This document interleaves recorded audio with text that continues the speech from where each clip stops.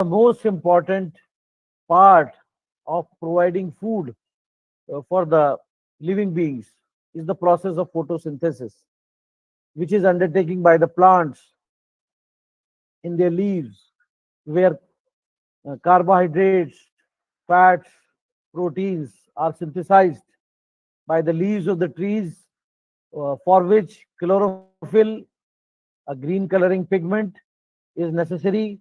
Water from the roots of the plant is necessary. Minerals are necessary, and the sunlight is also a necessary component. So, this solar energy that the sun is providing us, it is responsible for this photosynthesis, without which no food can be grown in the agricultural fields. It may be food grains, it may be vegetables, it may be fruits, all are plant products and the basic source of all food on earth. So, the dependency on solar energy is largely because of this requirement. Then, why biodiversity is important for environmental uh, consciousness and for maintaining the food chain on the food web on the earth, because one species dependent on the another species for food. So if the number of one species becomes more drastically uh, with respect to the other species, there might be a burden on the resources, due to which scarcity of food for one species can take place, which results in the endangerment to the some species. Some species have already become extinct. We already talk about the mammoths and the dinosaurs that used to thrive on the earth, and now they have completely been wiped out. There have been different theories uh, why the extinction of these animals took place on earth. Some people talk about the big bang theory. Some other people talk about the ice age that took place on the earth. Some other talk about some meteor or an asteroid striking the earth. And as per the Charles Darwin theory of evolution, uh, survival of the fittest is the best term that we can define in terms of the survival strategies for different species. The species which is able to change itself or adapt with the changing environment, with the changing conditions, the food availability, habitat, and so on, will be able to survive, and the others will become extinct or are in the danger of becoming extinct. So that is why the importance of every species. The chemical cycling we have been talking about, or the nutrient cycle, we also call as the biogeochemical cycle, where the two basic nutrients required for plant growth, nitrogen and phosphorus. So this nitrogen is available, uh, made available rather to the soil by a process called fixation of nitrogen. You know that air is a mixture of gases in which about 78 to 79% is nitrogen gas. So with the help of certain bacteria like Pseudomonas and other category of bacteria, nitrogen fixing bacteria, these bacteria, they fix the nitrogen converted into nitrites and nitrates in the soil, which are responsible for providing this essential mineral for plant growth. Similarly, phosphorus is also another mineral that is essential for plant growth. So the recycling of all these important elements, minerals, and water, which is required for plant growth, are called biogeochemical cycles. So here is the slide. You can see that I was talking about the dinosaurs that disappeared from the surface of the earth about some 65 million years ago. And if you go back to the history, the first simple cells appeared about 3.5 billion years ago. Then the multicellular life appeared about 1 billion years ago, and the land plants, the major category, appeared about 475 million years ago. Then the first man, or the early man that we define as the Homo sapiens, arrived about some 200,000 years ago. That is what we study in history. But relating the historical aspect of development of biodiversity and endangerment to some species related to these three basic principles of sustainability. That if we want to be sustainable, we have to discuss about the role of solar energy, the role of chemical cycling, and the role of biodiversity conservation. How we can maintain it with the human development that is taking place at a fast rate. So, sustainability has certain key components. One is the natural capital we are talking about. Uh, it is supported by the solar energy, which is called the solar capital. Then we can divide natural capital into two parts: natural resources and natural services. So, the human beings degrade this natural capital, and we need certain scientific and engineering solutions to maintain, to obtain, or to arrive at environmental sustainability that we are talking about. So, natural capital, as we have discussed, is a sum of natural resources and natural services. So, what are natural resources? You can put it into different categories.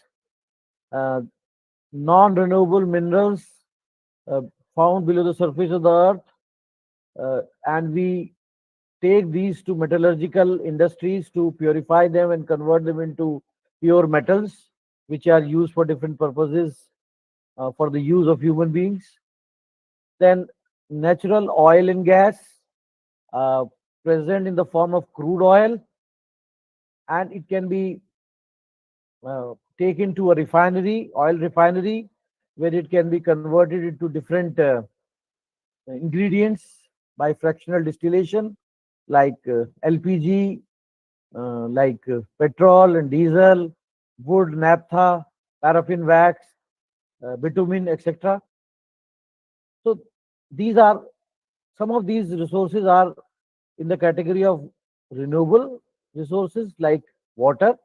Water is abundantly available in nature, air. It is an envelope of air existing all around us. Again, it is abundantly available. So these are non called renewable sources. Whereas the fossil fuels, the coal, the petrol, the diesel, the crude oil, and the non-renewable minerals are all in the non-renewable category.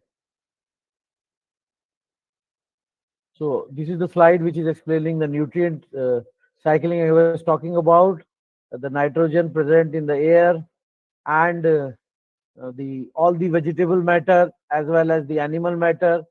One once it becomes dead, this dead organic matter decomposed by the help of decomposers that are bacteria and viruses.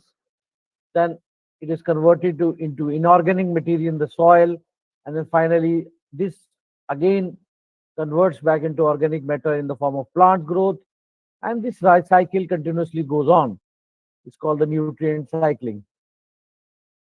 And due to human population growth, due to human activities, the increase in the human activities, this degradation in the natural capital is taking place. For example, here we have shown the cutting down of forests. Uh, People talk about the forest or the rainforest in the Amazon River basin. That is a major part, constituting a major part of Brazil. So, for various reasons, uh, creating open spaces for providing habitation to human beings, for the construction of buildings, for the construction of housing colonies. Then this wood to be used in different industries like paper manufacturing, for building construction industry, for furniture making, and some varieties of wood which are very, very costly, like sandalwood. The international smugglers and poachers cut down the trees of the sandalwood and sell it in the international market, smuggle it out for the financial gains. So it is due to the ever growing human population, requirement of habitation, and human greed, which is responsible for all round natural capital degradation taking place on Earth. And if we try to sum up the main causes of environmental problems on Earth, one, the foremost, obviously, is the population growth, uncontrolled, indiscriminate growth of population. requiring large quantities of food grains, requiring large quantity of habitation, construction of houses, infrastructure development. So all this requirement is due to this population growth. Then unsustainable resource use. We have sufficient resources on the earth.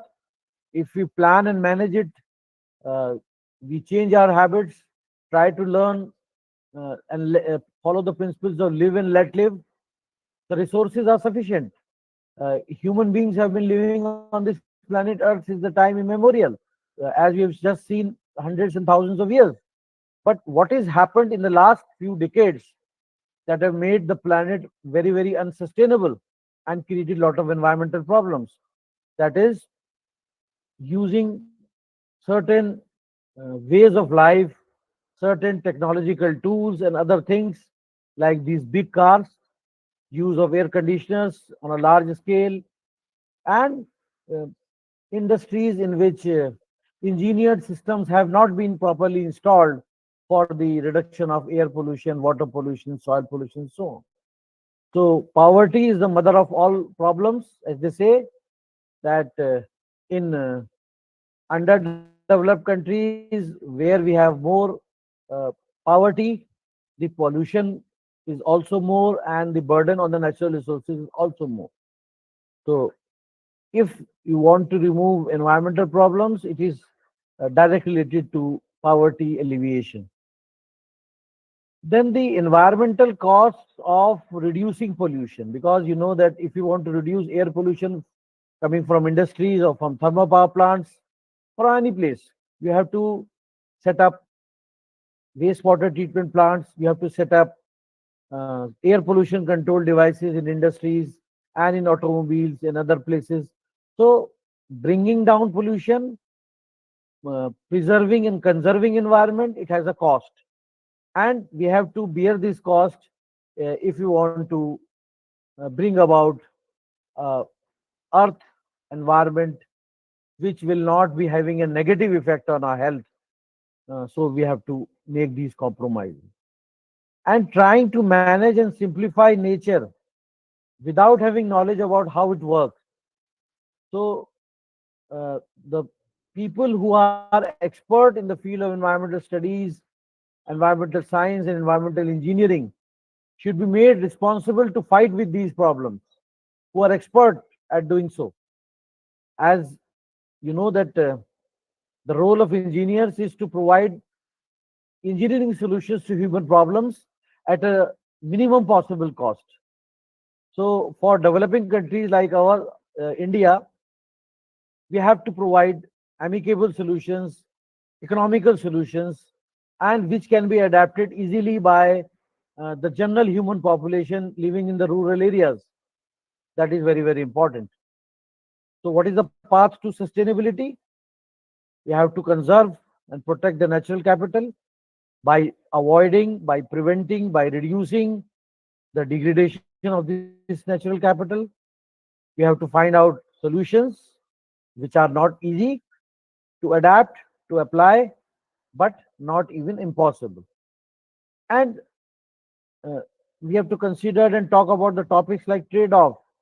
For example, planting of trees which can be grown in open areas of land does not require much minerals and water, but after a certain duration time, they can be uh, utilized for paper manufacturing or for use to be used in building construction industry, uh, and the farmers can get good money from it. So this is another technique which can be used for sustainability. And every individual matter, that is not only the scientists, not only the engineers, every single individual has a role to play in achieving sustainability. And this we can do with the help of uh, people belonging to the educated class. They can bring about the change in the society, that is by creating awareness. For example, the Honorable Supreme Court of India has made it compulsory that the knowledge and the environmental studies will be taught to the school children from the school level itself, then also at the college level and the higher education. like you are attending this lecture.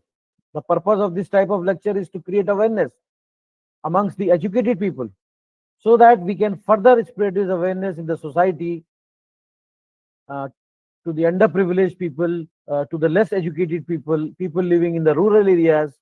And when all of the human population, the citizens will be involved in this process with the knowledge of the sound science, we can certainly bring about a change and try to achieve sustainability. So, when we talk about Earth's resources, God or nature has uh, given this abundantly to us. We are blessed. Our planet Earth is blessed with these resources. So whatever we obtain from environment to fulfill our requirement, that we call as a resource. It may be a sunlight that is coming to us from the sun, or the petroleum that is available below the surface of the earth, and we can utilize it by certain processes that we've just discussed. So solar energy is the perpetual resource, and some of the sources are renewable, that I had told you, the renewable sources abundantly available in nature: the wind, the solar energy, the heat of the earth. As we go below the surface of the earth, the temperature rises. So the outermost layer of the earth is called the crust. And as you go below the depth of the earth, there is a central portion that is called the mantle. And the innermost part is called the core. So as we move from the crust through the mantle to the core, the temperature goes on increasing to a level that inside the mantle or in the core, the all the rocks are in the molten state in the form of magma. And when there are certain cracks or open spaces or interstitial spaces on the Earth's surface through the volcanoes, this magma comes out in the form of lava. So this heat energy below the surface of the Earth can be tapped, can be converted into geothermal energy. Then water energy, or what we call as the hydropower, energy from the biomass, both from vegetable sources, the plant sources, and animal sources, and solar energy. So all, and there are many more. So these are the examples of renewable sources of energy. We have fertile soil to grow agricultural products, the food grains for human beings. We need fresh air to breathe in, the oxygen, a basic component of air that is a basic requirement for respiration for all the living beings, provided by the forests and the trees, which are called the lungs of the environment, and the grasslands, the temperate zone, savanna grassland, all these areas which provide sustainability for, say, thriving of different species of living beings, maintaining the biodiversity. So, if we want to get the sustainable yield of all the renewable sources of energy without reducing the available supply, we have to work on certain aspects and try to understand the exploitation of the natural resources that is taking place all around us. So for that, we have to understand the importance of non-renewable sources also, which are limited in nature, like the metallic mineral resources, the crude oil, the natural gas, the coal, and the nuclear energy also. So all these are having limited resources, but as per the latest scientific research, the scientists are suggesting that there are certain places we are finding new, say, oil fields or nuclear sources of energy, or we are finding the new mineral resources at some new places on below the surface of the earth. Maybe we have not found it earlier, but we are finding it now. They may not be have been created now, but millions of years ago. So this slide gives you a holistic view of all resources available on planet Earth, which can be divided into different categories, like resources into perpetual and non-renewable sources.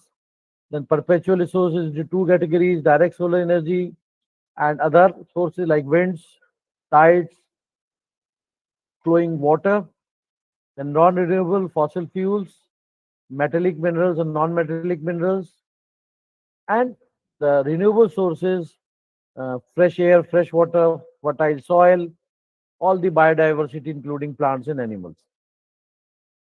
So, having discussed the natural capital and why the degradation of natural capital is taking place, we have to now discuss about the solutions, because achieving or targeting sustainable development or achieving sustainability means discussing about the solutions which are not easy to achieve, solutions which are not even impossible to achieve. So you must have seen it everywhere, the sign, three R's or three basic principles of sustainability: reduce, reuse, and recycle.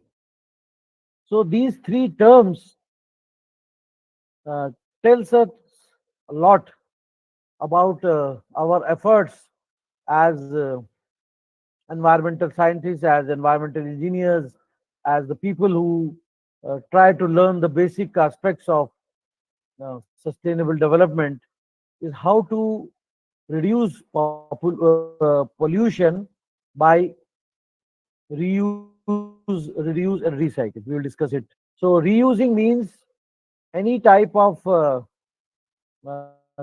say, storage, say, material, like, that for storing water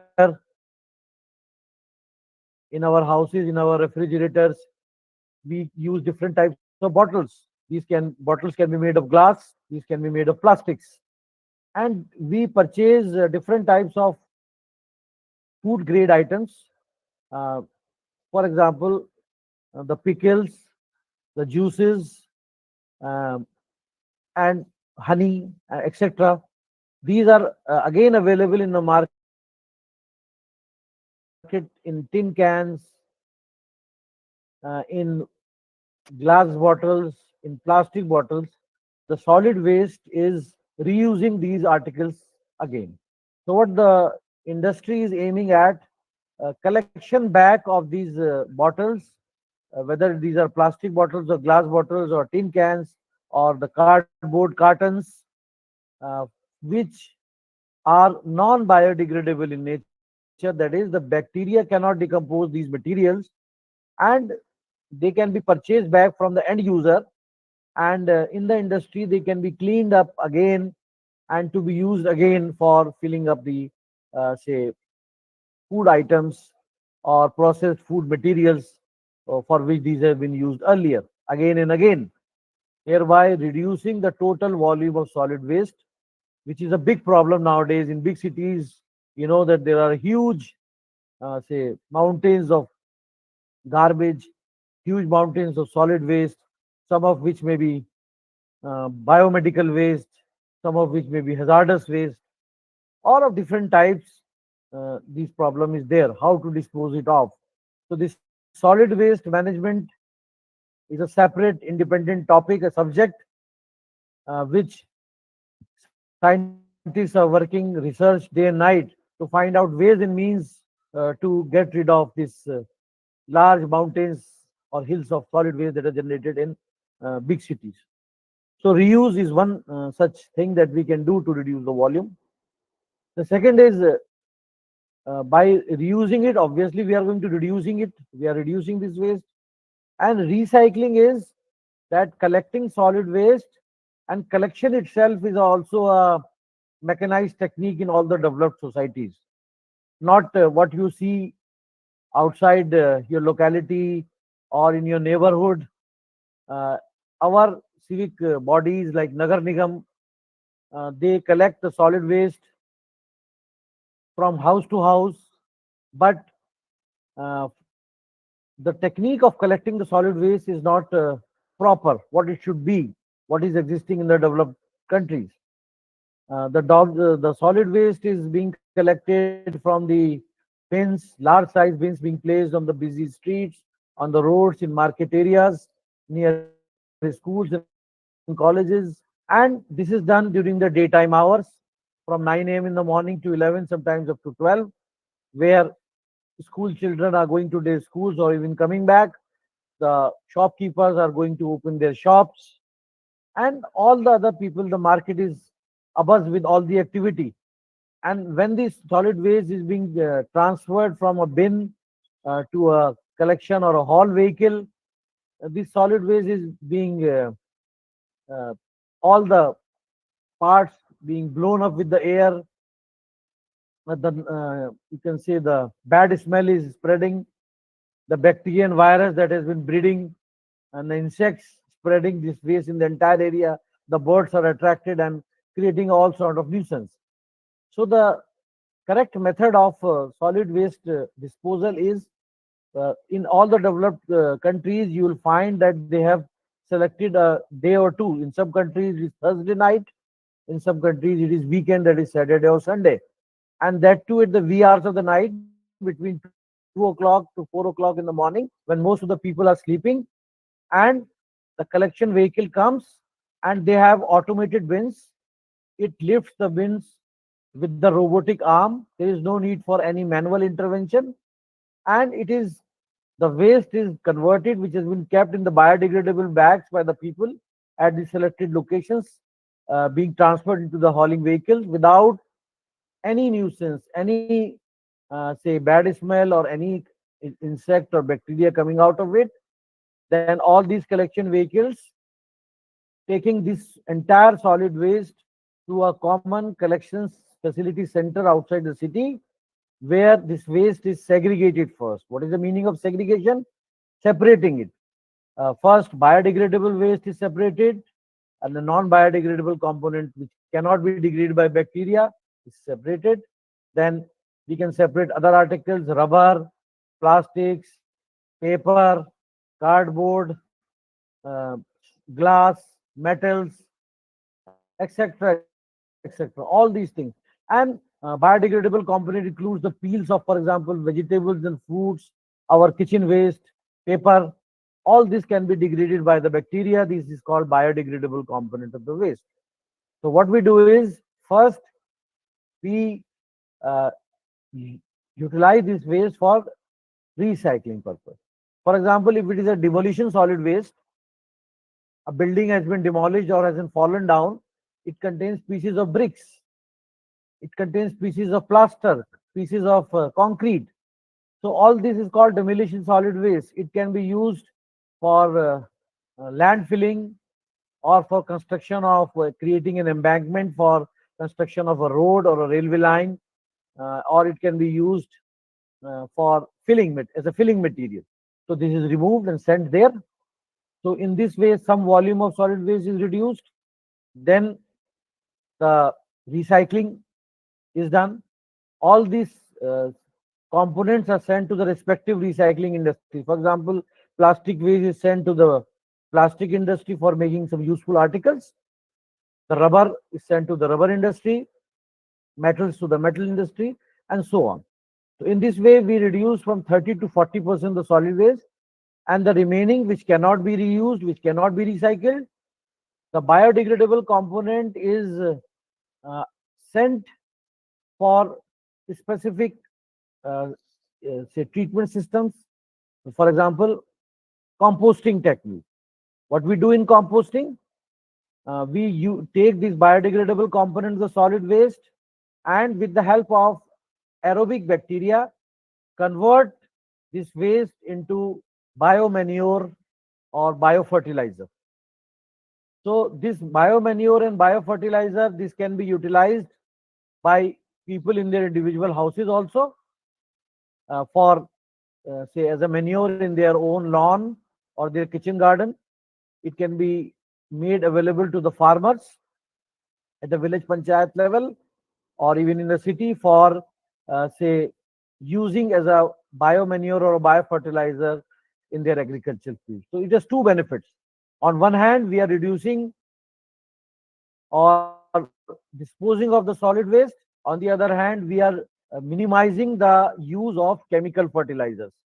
For example, I told you that we require nitrogen, phosphorus as the two basic minerals. So for nitrogen, we use urea, which is a chemical fertilizer. Again, for phosphorus, we are using diammonium phosphate, DAP, which is again a chemical fertilizer. So this chemical fertilizer, it is having a negative impact on the environment in many ways. If we, the farmers use these chemical fertilizers indiscriminately, the concentration of these chemicals, they are chemicals.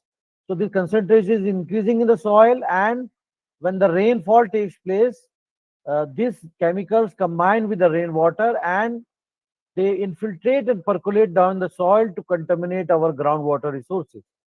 You will be surprised to know that in the last few decades, we now have certain micropollutants. They are finding their way into our groundwater resources, our aquifers. Uh, One such example is these chemical fertilizers. There are certain other examples like pesticides.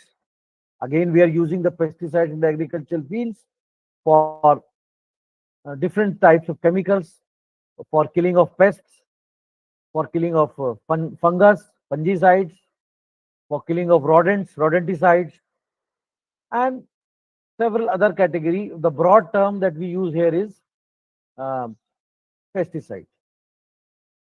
So, WHO, World Health Organization, has identified about 12 or one dozen such persistent organic pollutants, which are mainly chemicals, industrial chemicals like polychlorinated biphenyls or other chemicals, and many of these are these pesticides, which include DDT, which are very common.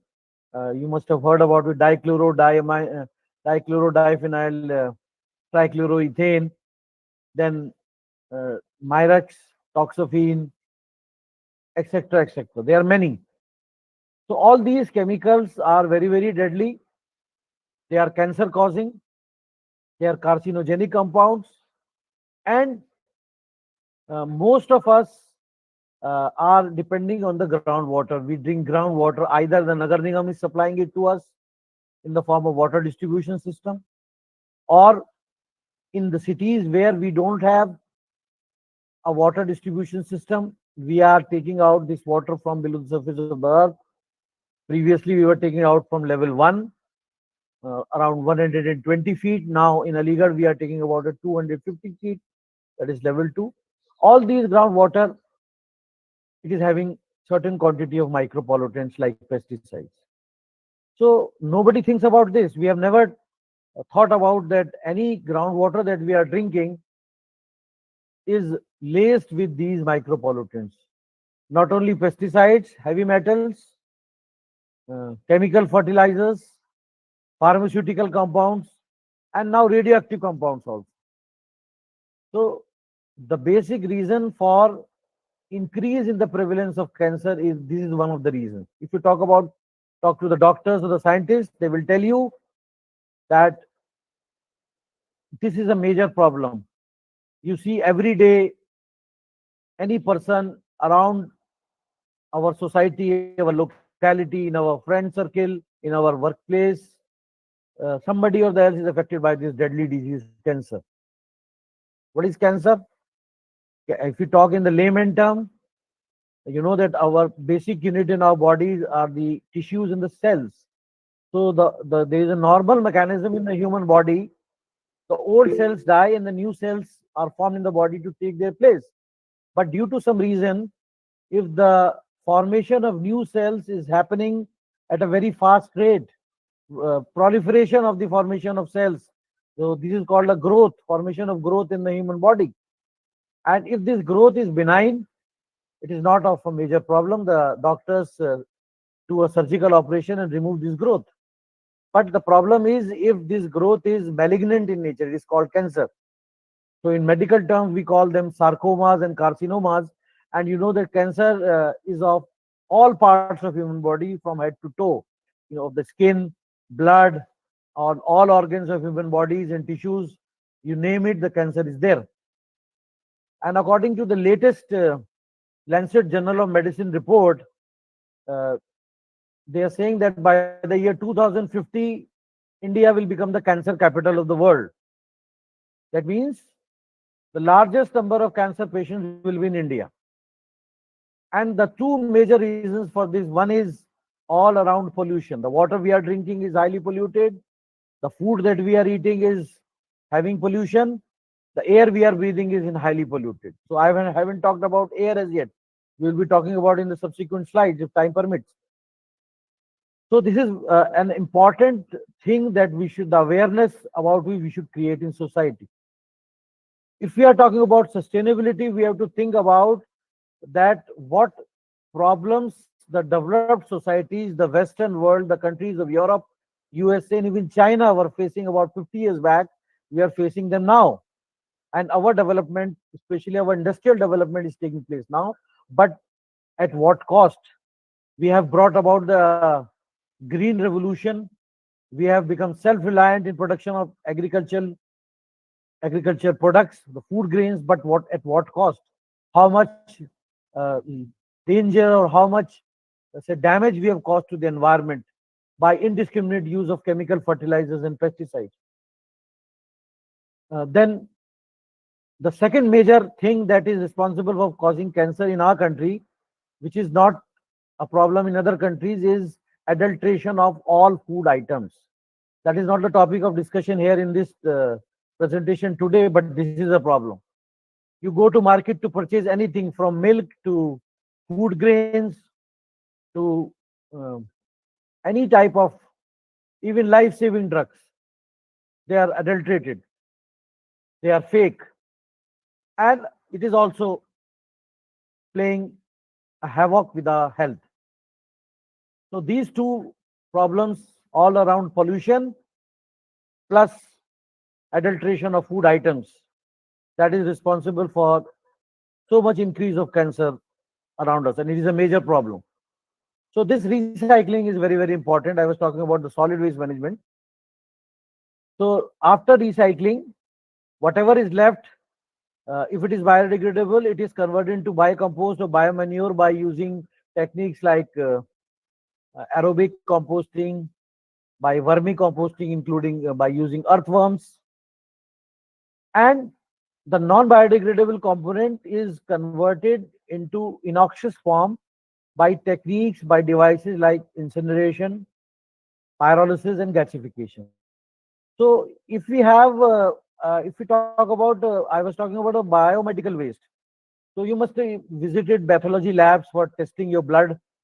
You must have visited several nursing homes or small hospitals or even bigger medical colleges, private and government. So doctors use different types of bandages, different types of swabs. They put on plasters on people's bones which have got fractured. When they remove them, this become a part of the biomedical waste. And doctors use rubber gloves. They use plastic syringes, plastic dextrose bottles, surgical instruments may be made of metal or plastics. So all these things are in contact with the patients, some of them having live bacteria or virus.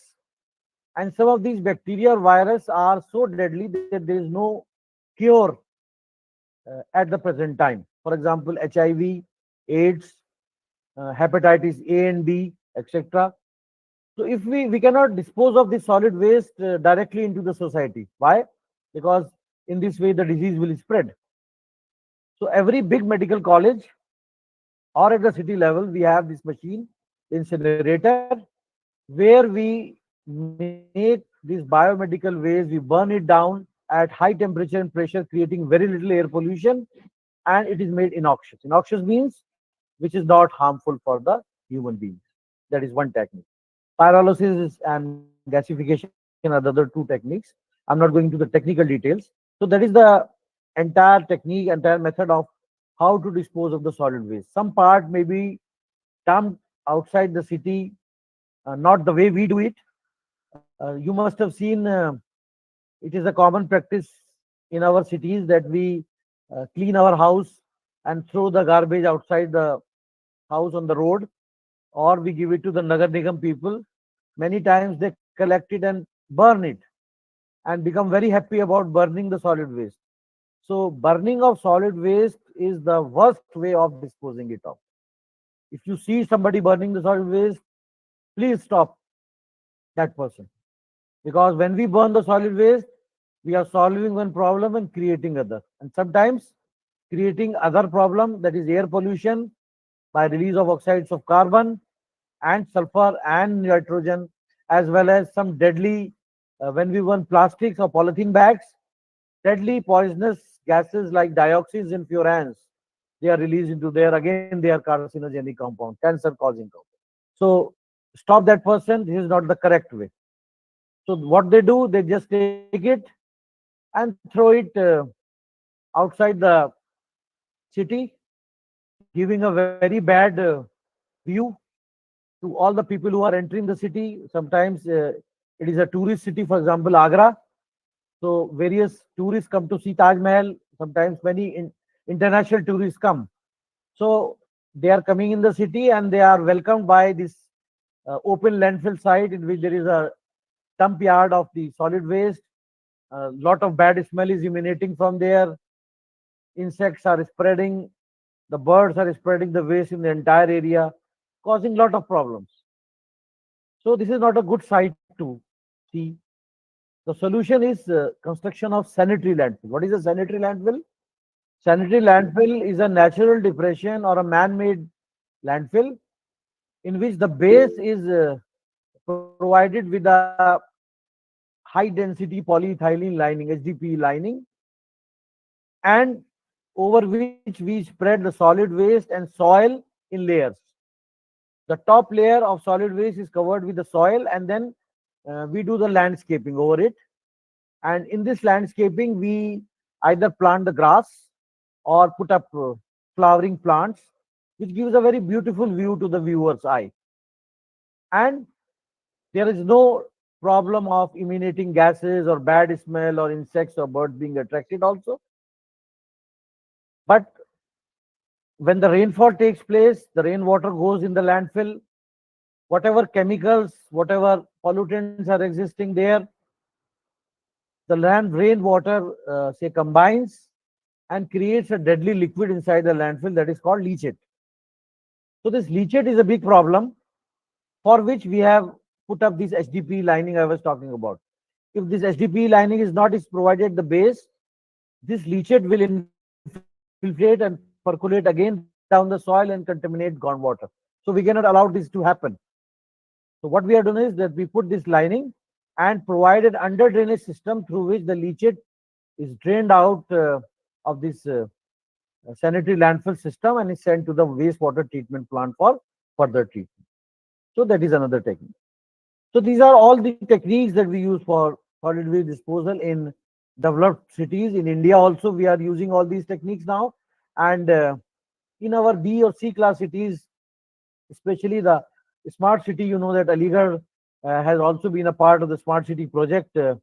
Various projects or construction activities have been taking place. So this disposal of solid waste being done in a mechanized manner is one of the say targets of this solid waste management in the Aligarh city also. We are working on it. Nagar Nigam and other NGOs are also working on it. So we will talk about the different countries when we talk about the levels of sustainability, or rather how unsustainable we are. So I have told you that affluence or the economic growth of any country is a parameter which measures sustainability, because sustainability is directly proportional to the economical growth of the country. So we define it in terms of either GDP or the per capita GDP of that country.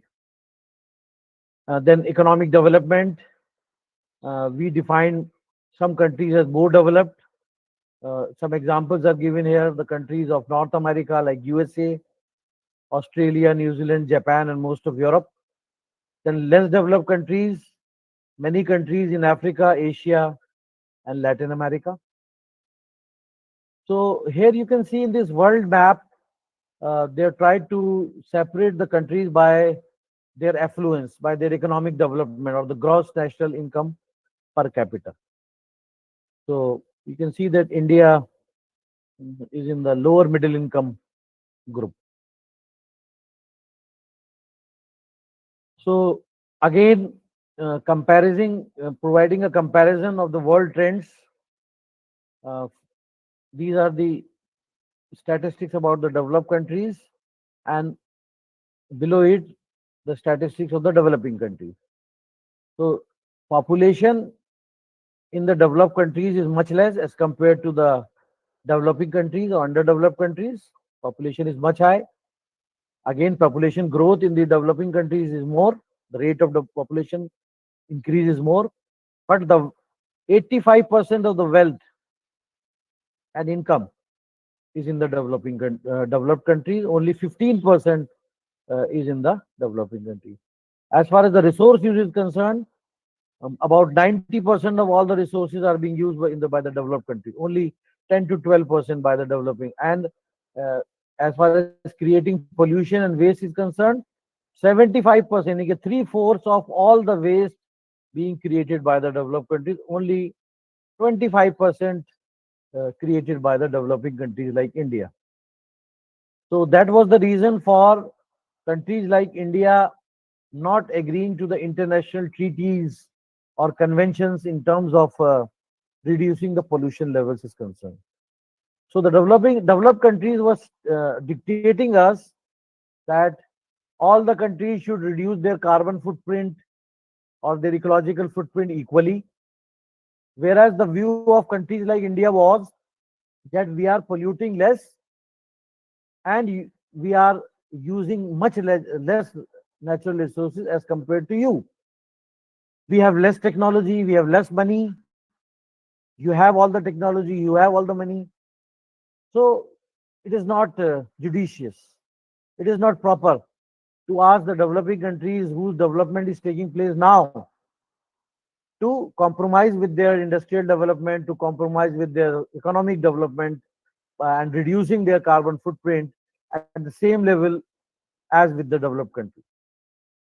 So later on, the developed countries began to realize that the efforts that are needed to bring about sustainability have to be at the global level.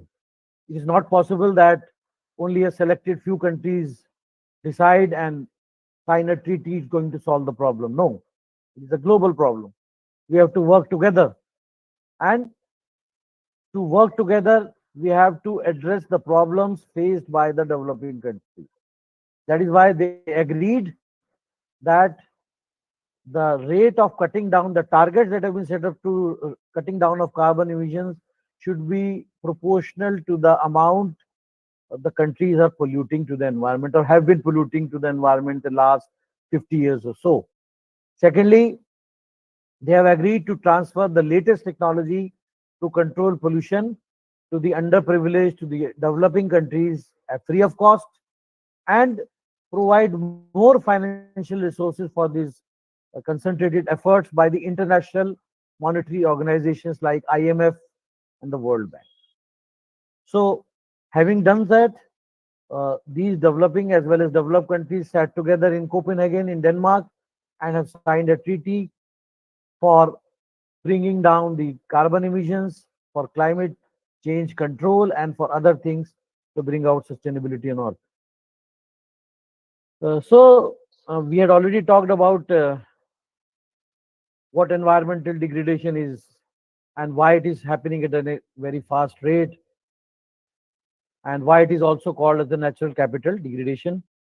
Uh, what is the meaning of these terms: air pollution, climate change, soil erosion, forests are cutting down, forests area is being converted into open lands for construction of buildings.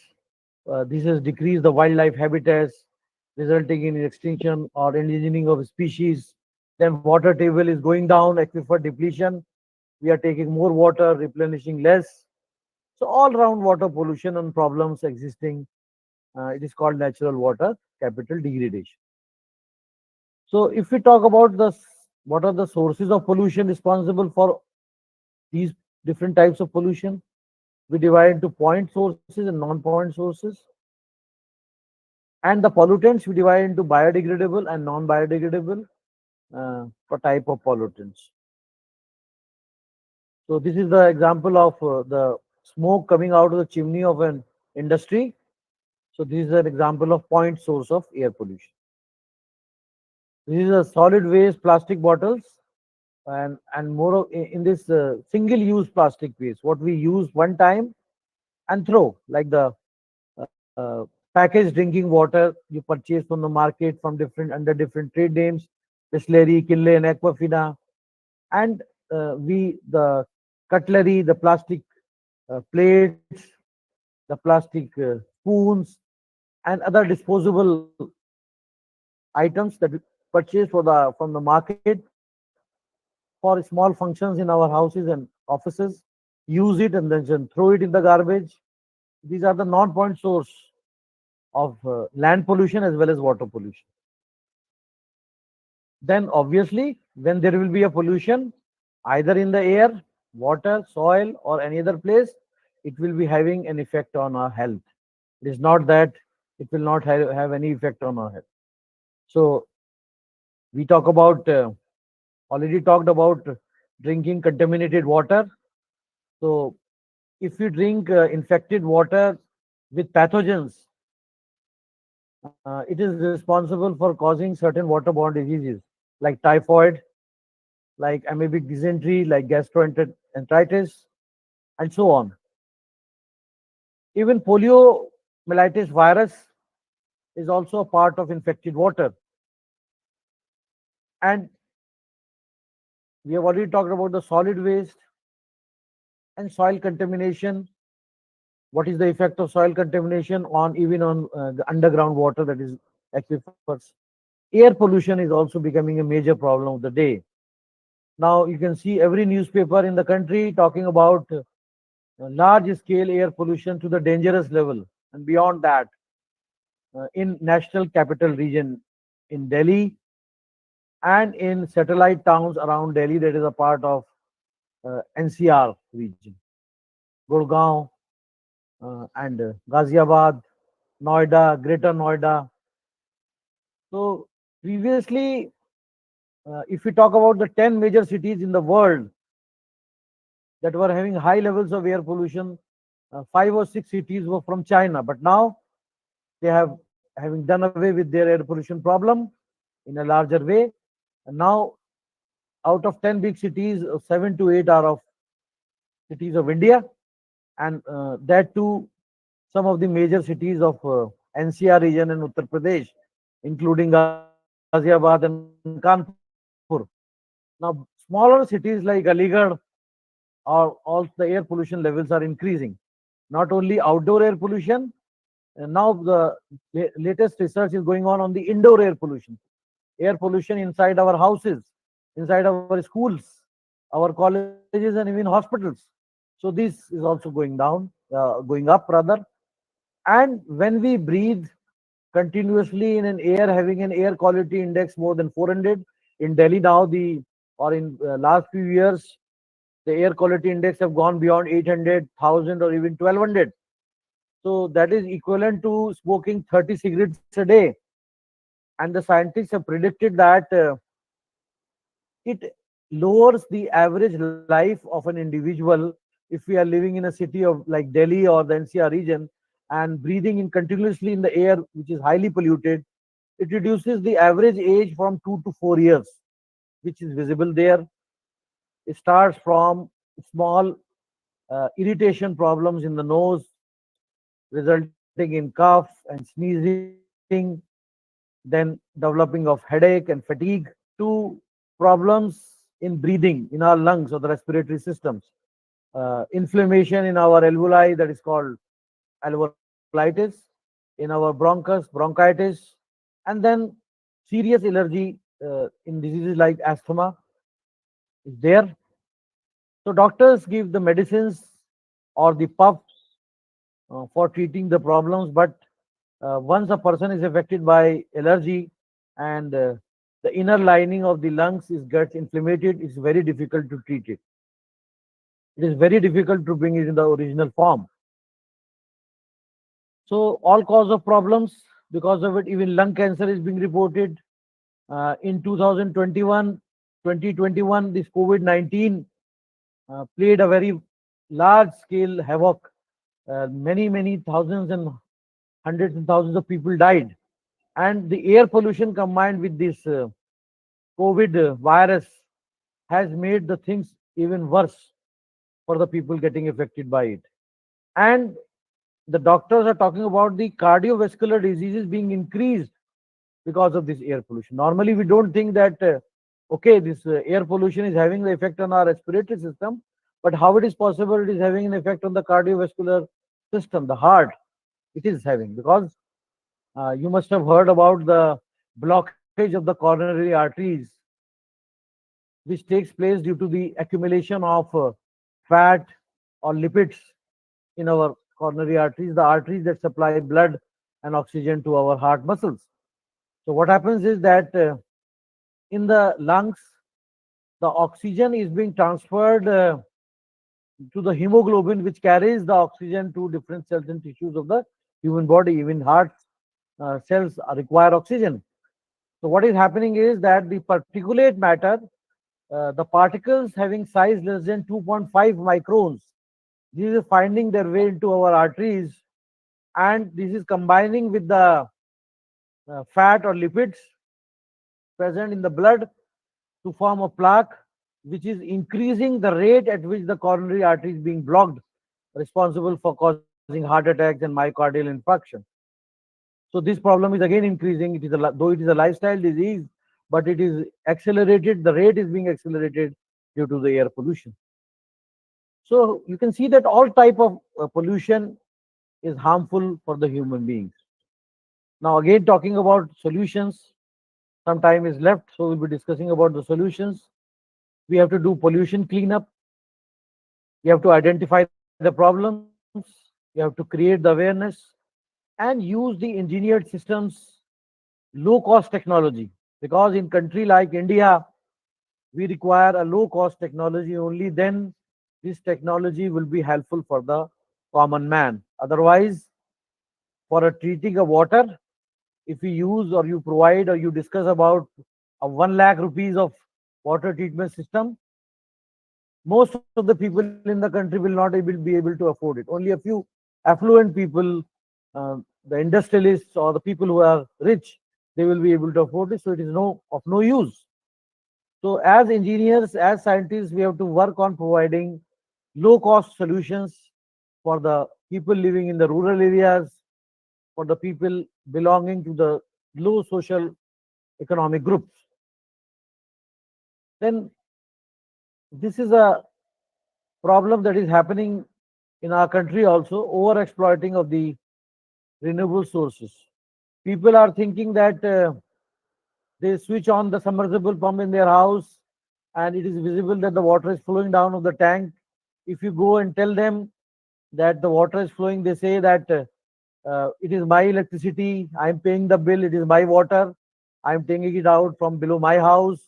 What you have the problem, you don't should not be discussing about it. You should tell them that it is not so. Okay, somebody might be paying the bill, electricity bill, or the water may be coming out below the surface of the earth from the aquifer below his or her house, but it is not it is a natural resource which is the national property. Rather, it is a global property. And we should not waste it. We should not create problems for the environment. We owe it to our future generations. We owe it to our children. If we are going to finish all the water, if we are going to finish all the groundwater aquifers, pollute the air to a level where it will be impossible for us to breathe, what environment we are going to give to our children, to our future generations? That is a big question. So that is why I told you in the beginning that ethics is very important when we want to understand, we want to create awareness, or we want to implement certain technologies or tools also. Government alone cannot do this, and even NGOs cannot alone do this. For this, the law enforcing agencies and the support of the common man, the public itself, who have to understand these issues, these problems, and the effect these are having on our health, and they have to cooperate, then only we can achieve success. We cannot achieve success by identifying the problem and providing short term solutions like we had done in Delhi. People talk about using odd and even number of cars to reduce air pollution, or schooling, closing down schools. It's not a solution. For how many days you're going to close the school? Pollution is around the year. And if you use try to reduce the air pollution by reducing the number of cars moving on the road by odd even formula, people are going to find a solution for that as well. They are going to purchase two cars, one with odd and one with even number, or even if you allow the ladies to use the car, they will ask the ladies in their houses to learn driving and they'll be started doing so. So it's not going to solve the problem. We have to identify the problem. We have to create awareness on a large level in a country like ours. It is very difficult to create awareness even in rural areas. Amongst all this, we are more than 130 say crore population. So to inseminate knowledge and ideas and create awareness is also a very difficult task. And then persuading people to adopt to newer practices, changing their lifestyles is not easy. So the ecological footprint have to be identified.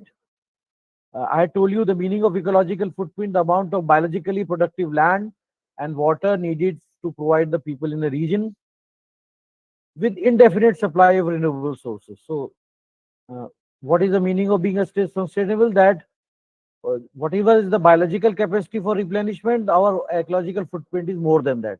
So the problem is how to reduce it. So this in this slide is a general explanation is done that what is a carbon footprint and why this carbon is creating a problem for the environment, why it is causing climate change, why it is causing problems like global warming, and all sorts of problems associated with it, like rising of sea levels, inundation of low-lying coastal areas, melting of glaciers, and so on and so forth. So again, comparing the natural resource consumption in the rural areas with the people living in the urban areas. Then natural capital use and degradation, uh, comparing some big developed countries with smaller countries like India. Again, we can see the difference between unsustainable and sustainable living, depending on this ecological footprint. So, these are global human footprint map, which shows us the sustainability or unsustainable living in the different countries. So, this is a model that has been developed. It's called IPAT model to calculate the level of sustainability or unsustainability we are living as a country. This I is the environmental impact of the activities that we are doing, and we can calculate this environmental impact as a product of population, affluence, and technology. Then here we have to try to show the slides, a comparison of this iPad being yes. So can you take the previous slide? I need to check this one, sir. The previous slide. Back slide, previous one. Yes, sir. Previous one. Okay. जी अरशद साहब, बहुत बहुत शुक्रिया। आपने बहुत अच्छा लोगों को जानकारी दी है और जी मैं समझता हूँ कि ये डेली लाइफ से जुड़ा हुआ है। हमारी जी जो लाइफ स्टाइल है वो इसको हमें फॉलो करना चाहिए। जी जी तो मैं समझता हूँ कि जो रिसोर्स ये जो डेलीगेट्स हैं, पार्टिसिपेंट्स हैं, उनको इंटरेस्ट जनरेट हुआ होगा और अपने आप को थोड़ा सा रिफॉर्म करने के लिए। तो बहुत बहुत शुक्रिया आपका, आपने वक्त निकाला अपना, and you have delivered very good lecture on the things has been thank given you, to you. Really, thank you we sir, can appreciate like anything. thank you, Thank you very much. thank you Thank sir, you, sir. thank you, thank you. So, So Thank you, sir. we will take leave now. Again, we will join at 12:30. Okay, Fine, sir. thank you. Thank you very much. Okay, thank you, sir. Thank you. Thank you, sir. Thank you. Thank you, sir. Thank you, sir. Thank you, sir. sir. Thank you, sir. Thank you, sir. Thank you. Thank you, Thank you, sir. sir. Thank you, sir. Thank you, sir.